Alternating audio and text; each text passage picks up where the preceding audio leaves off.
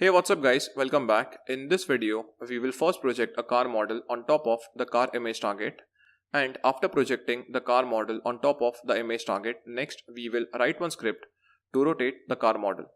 So let's start with the car model customization. So for rotating the car model on top of the car image, I'll first add a new image target. So I'll open the Vuforia folder. After this, I'll open the prefabs folder, and next I'll drag a new image target. I'll make it a child of the AR camera. Okay, so this is something which we have done 3 times now. I'll rename this new image target as car image target. I'll press enter. Next, I'll change the database to AR book database, and after this I'll change the image target from sun to car. Okay, so the car image target is at the same position where the sun is. So next I'll select the position tool, and then I'll move the car image target to the left of the sun image target. But if you look very carefully, the water prefab is just extended way beyond its image target. Okay, so I'll reduce the scale of the water prefab a little bit. So I'll open the ship image target. After this I'll select the water for advanced. Next I'll select the scale tool.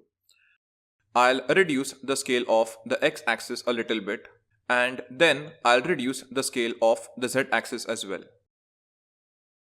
After adding car image target, okay, next I'll rotate it by 180 degree. So instead of moving the green sphere, I'll just change the rotation value of y directly to 180. So after customizing the car image target, next I'll add a car model on top of this image target. Okay, so to add the car model, I'll open the assets folder. Next I'll go inside the area 730 folder. Okay, next I'll open the stylized city folder. I'll open the prefabs folder, and now as you can see, we have a car folder inside this prefab folder. Now inside the car folder, we have a total of 9 vehicle prefabs. So I'll click on the bus prefab. I'll bring this on top. So this is how the bus prefab looks. Next we have some car models. So out of all the car models which we have, I'll drag this car 3-4 model. Okay, so I'll drag this model and I'll bring it on top of the car image target. I'll reduce the size of this model a little bit. Okay, and let's see which is the front side. Okay, so this is the back side and this is the front side.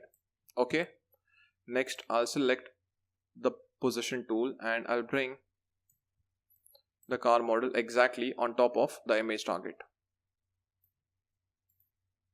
Okay, I'll change this to -180.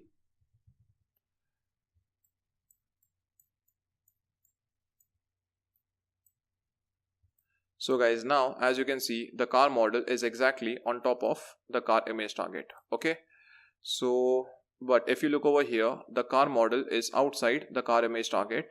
So I'll select the car model and I'll make it a child of the car image target. Okay, after this I'll hit save. Next I'll write a script to rotate a car.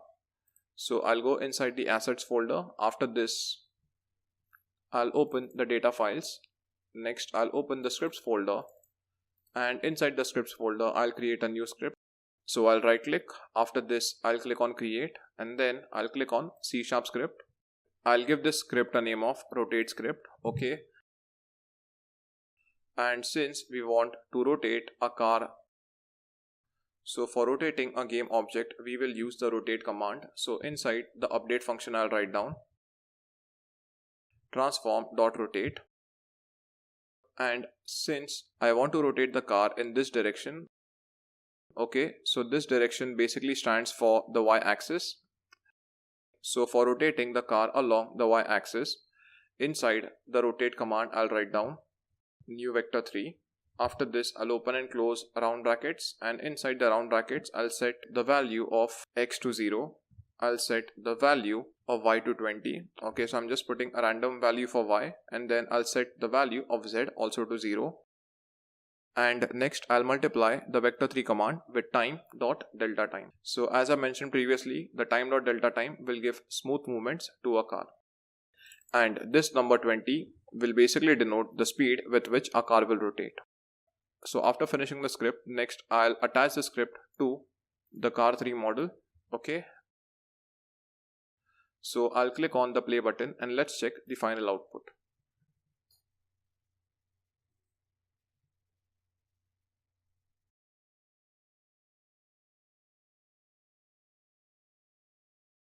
So guys, as you can see, the car model is been projected on top of the car image target. Okay. But since the scale of the car is a little big, I'm not able to see the entire car. So I'll shrink the scale down a little bit. After this, I'll move this car a little down. I'll just make sure that it is above the car image target. Next, I'll again click on the play button. And as you can see, the car model is been projected on top of the car image target and it is rotating along the y-axis. So guys, that's it from this video and I'll see you in the next video.